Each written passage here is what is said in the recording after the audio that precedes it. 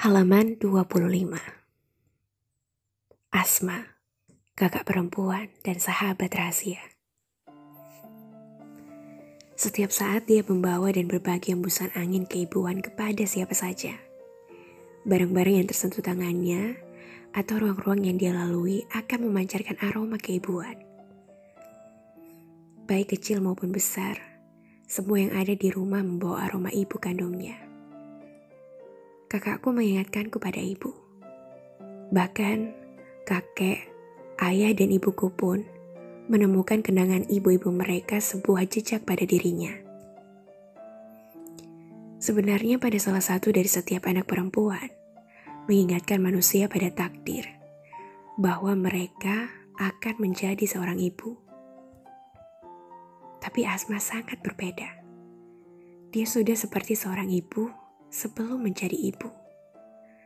Seakan-akan keibuan adalah seni yang diberikan Allah kepadanya. Sebagai perempuan rumahan, aku maupun Asma mendapat pengawasan orang tua dan kerabat dalam hal adab. Ini sudah merupakan adat di Mekah. Anak perempuan dididik serius dalam hal adab dan sopan santun oleh para tetua keluarga. Meskipun Asma tak mendapat pendidikan adab yang keras, menurutku dia akan tetap menjadi Asma.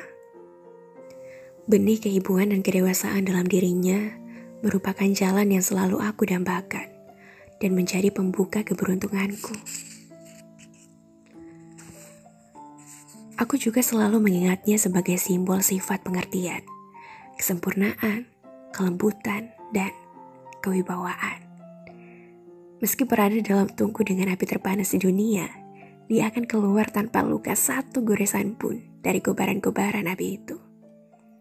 Kakakku adalah koin emas dengan harga sangat tinggi.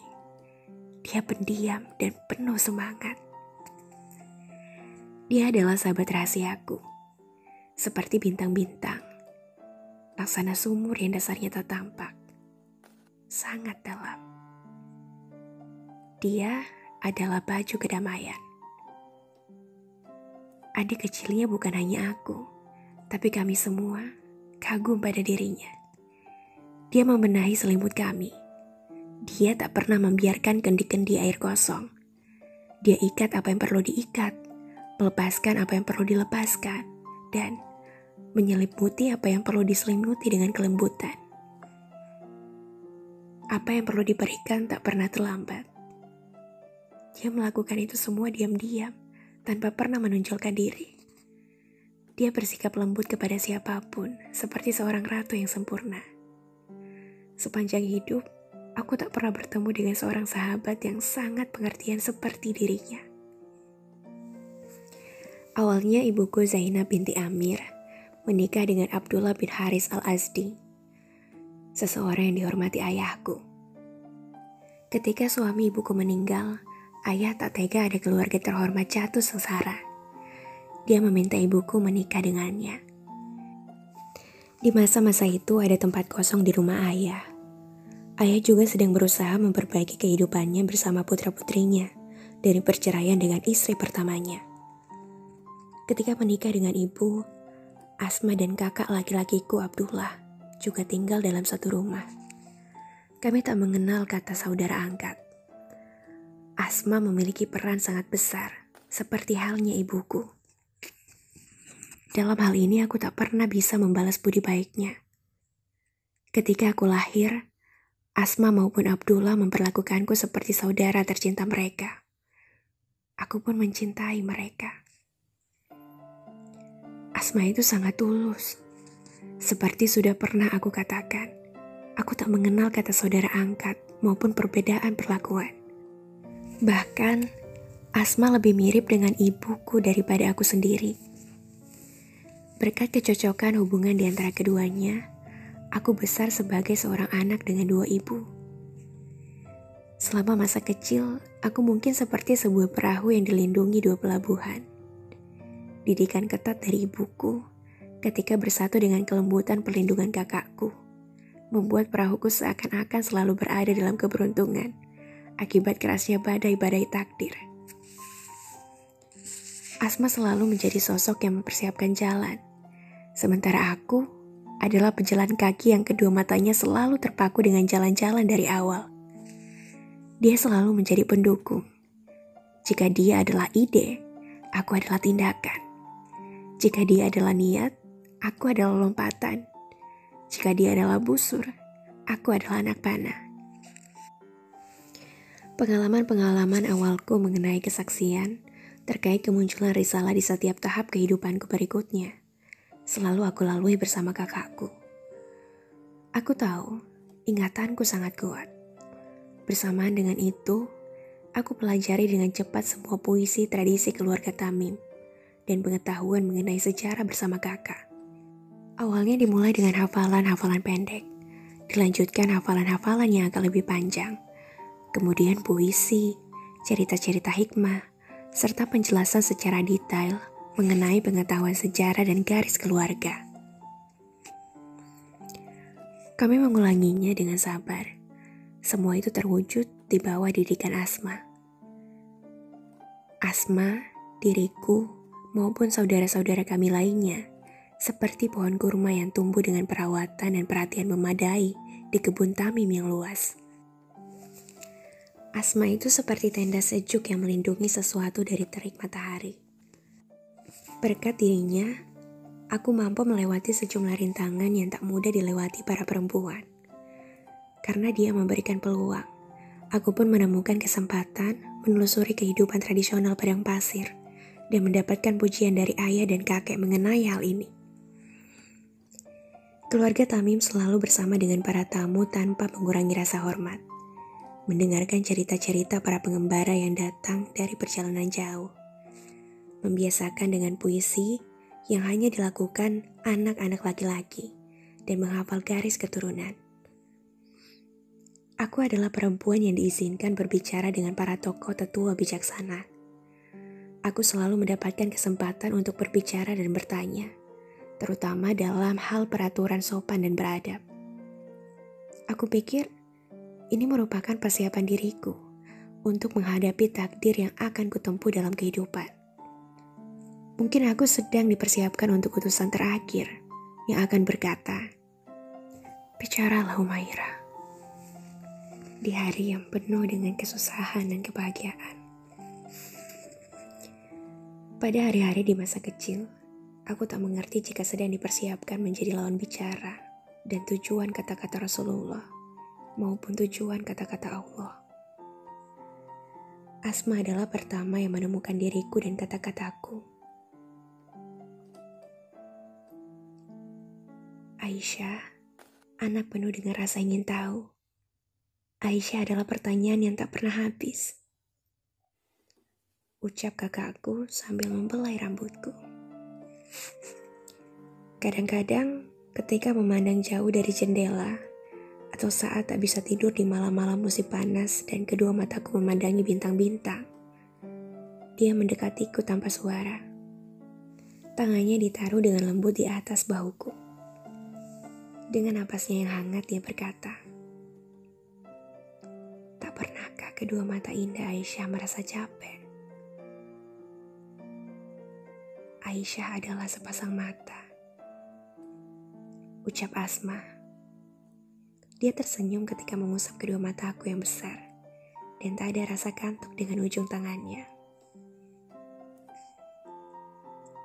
Aisyah adalah sepasang telinga, ucapnya saat ingin mengambil perhatianku. Aku pikir diriku ini seperti seorang pemburu yang dididik untuk mampu membidik secara saksama apa yang dilihat dan mendengarkan dengan baik apa yang bersuara. Masa kecilku dilewati dengan arahan agar memoriku selalu menangkap semua kalimat tanpa ada sesuatu pun terlewatkan, bahkan terhadap hal kecil sekalipun. Perincian, perincian, perincian.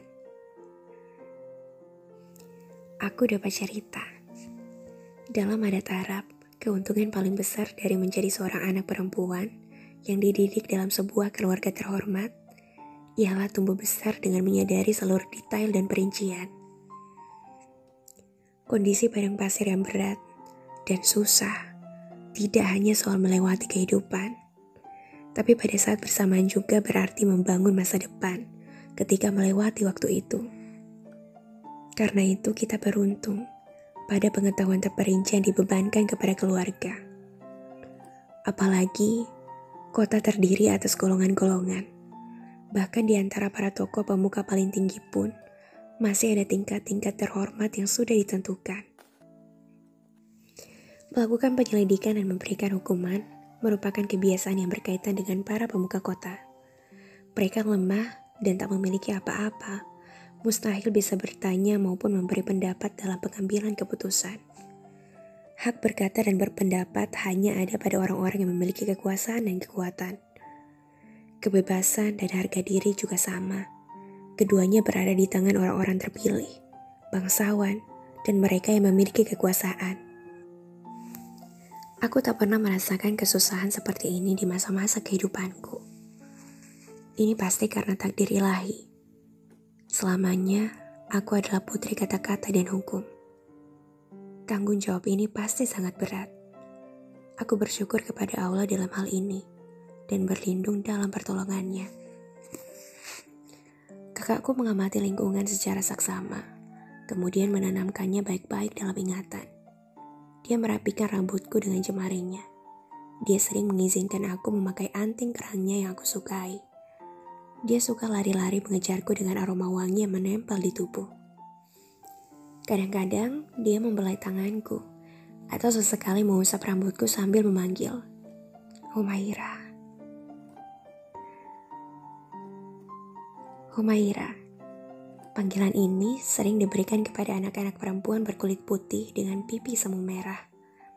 Sumber kata Humaira mengalir dari ahmer sampai ke hamrah. Putih, merah muda, merah, kemerah-merahan.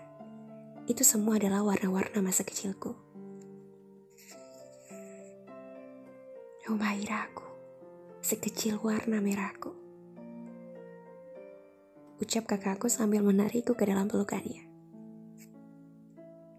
10 tahun jarak umurku dengan kakakku. Meskipun telapak tangannya sama-sama beraroma wangi, seperti yang dia belaikan kepadaku, aku tak bisa mengubah dunia dengan aroma wanginya. Bagaimana ini bisa terjadi meskipun kita sama-sama menebarkan aroma wangi? Tanyaku. Nanti engkau akan menjadi seperti ini waktu dewasa. Aroma-aroma wangi ini pun tumbuh bersama kita. Dari dulu, aroma wangi ini dibawa para gadis dan kemudian akan dibawa para wanita. Jawabnya sambil memelukku erat. Hari kelahiranku merupakan masa-masa dekat dengan kemunculan risalah. Setelah keluargaku memilih Islam, aku ingat kaum mukminin membaca ayat-ayat dari surat Al-Qamar ketika aku sedang bermain dengan teman-temanku. Asma adalah kakak perempuanku, temanku, dan sekaligus sahabat rahasiaku. Kami juga bersama-sama pergi ke toko-toko di pasar Ukaz. Kami kerap bersama-sama jalan ke pasar kain yang kebanyakan dijalankan oleh orang-orang dari keluarga Tamim. Toko-toko perhiasan, sampai ke jalan-jalan besar. Bahkan jika bisa dan sedang tak ada keramaian, kami biasanya masuk ke Ka'bah. Di tempat haram inilah kaum muslim dilecehkan.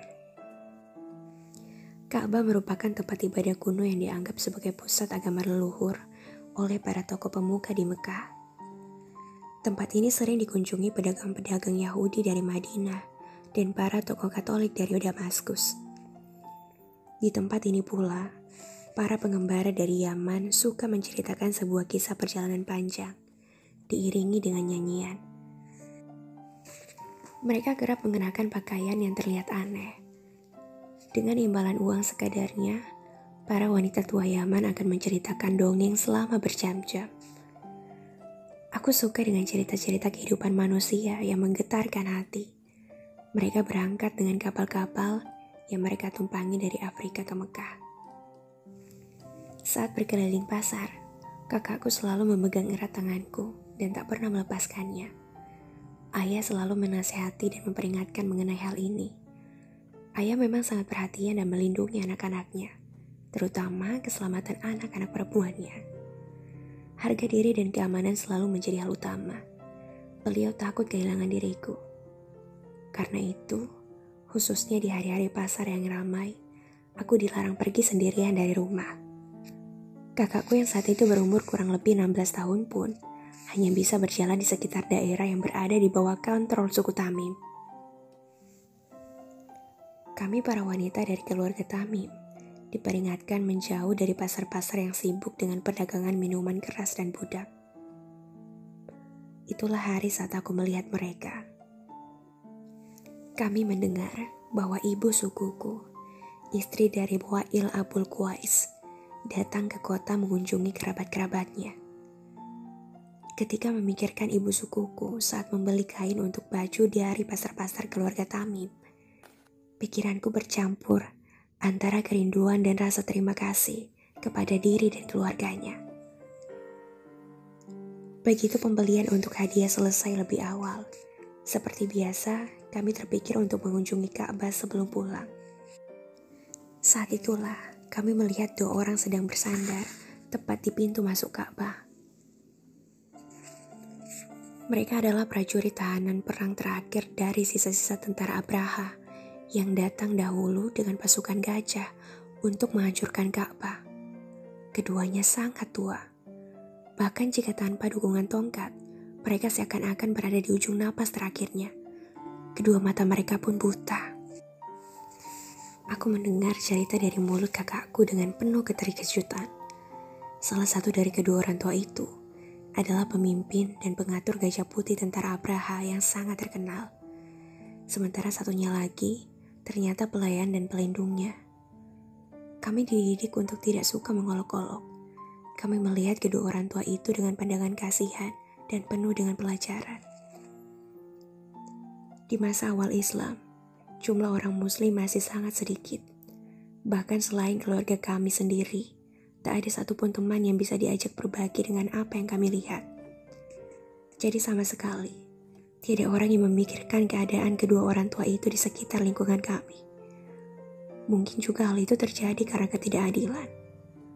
Kelihatannya banyak orang zalim mengambil tahanan, sehingga peristiwa gajah itu seperti terlupakan. Kenyataannya, peristiwa hujan batu yang dibawa burung ababil untuk mengusir pasukan-pasukan gajah Abraha merupakan masa pembelajaran penting dalam sejarah masyarakat Arab. Masa peristiwa gajah itu telah lama dilupakan dan kini muncul masa baru di Mekah. Allah yang disembah sepenuh hati oleh kaum muslim menjadi topik pembicaraan hampir setiap hari di masa-masa itu. Allah ialah Tuhan yang Esa. Agama baru yang didakwakan Muhammad telah menghapus segalanya. Kemarahan para pemuka Mekah terhadap kaum muslim seakan-akan menghapus ingatan penduduk Mekah yang masih musyrik.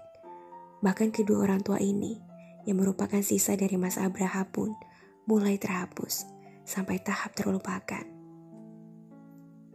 Rumah kami, rumah yang selama berabad-abad telah menerima tamu Tamim dengan ramah, sampai seakan-akan memancarkan sinar terang seperti mutiara, kini menjadi sepi. Ketiadaan tamu ini membuat kami berpikir panjang. Berita bahwa ayah telah memeluk agama baru tersebar dengan cepat, seperti gelombang besar. Meski begitu, ada juga sahabat-sahabat ayah yang mengikuti dirinya. Penjelasan ayah dengan bahasa yang manis dan perilaku lembut menambah kekuatan dalam berdakwah. Sahabat-sahabat ayah seperti Zubair, Talha, Sa'ad bin Abi Waqqas, dan Abdurrahman bin Auf mengikuti ajaran Rasulullah seperti beliau.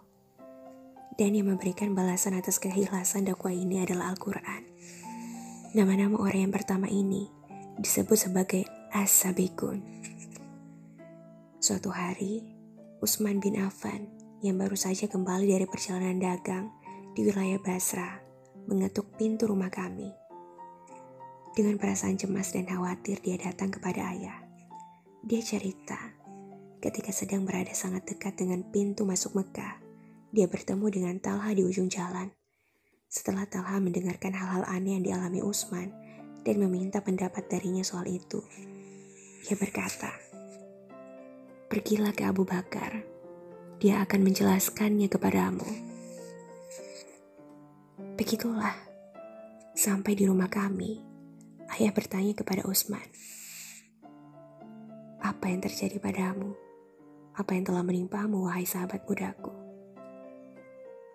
Beliau seperti khawatir.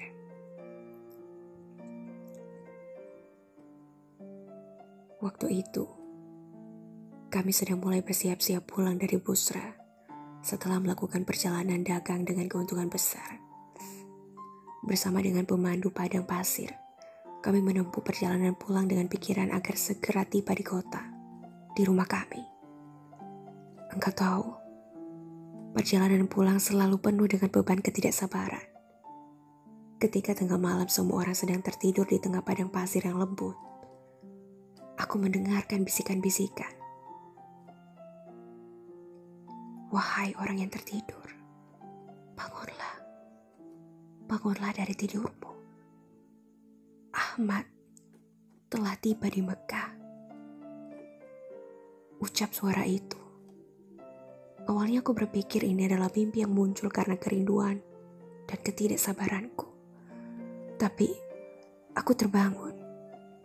Bisikan itu seakan-akan telah menyentuh ruhku. Aku tak mengerti apa yang terjadi. Mimpi itu terus datang lagi dan mengatakan hal sama berulang-ulang. Aku pernah bertanya kepada Talha yang aku temui di pintu masuk kota, apa yang menimpa diriku ini? Apa seseorang bernama Ahmad telah muncul di Mekah? Siapa itu Ahmad? Aku berpelukan dengannya. Pendeknya, kami sudah berbicara singkat. Dia malah berkata agar aku mengunjungimu. Abu Bakar tahu apa yang menimpa dirimu, ucapnya. Utsman bin Affan adalah sahabat muda keluarga kami yang sangat sopan dan beradab. Kami menerima kunjungannya secara kekeluargaan dan ramah. Setelah tenang, ayahku mulai menjelaskan satu persatu mengenai Ahmad. Bisikan, "Wahai orang yang tidur, bangunlah." Cukup untuk membangunkan dirinya. Ketika ayah menjelaskan tentang Ahmad, yang ternyata ialah Nabi Muhammad kepadanya, wajah Utsman langsung berubah cerah. Utsman, dia telah bangun. Bani Umayyah yang terkenal sangat mengagung-agungkan harga diri, tak lama kemudian menghukum putra-putranya. "Bagaimana bisa kamu meninggalkan agama leluhur kita dan masuk ke agama baru?" teriak paman Utsman, yang kemudian mengikat tubuh Utsman ke sebuah tiang. "Aku bersumpah takkan melepaskan dirimu sampai kau keluar dari agama baru itu," ucapnya sambil mencabuk tubuh Utsman. Utsman bin Affan yang memandang pamannya dengan sedih berkata, "Aku pun bersumpah takkan pernah keluar baik dari agama itu maupun Nabi Muhammad."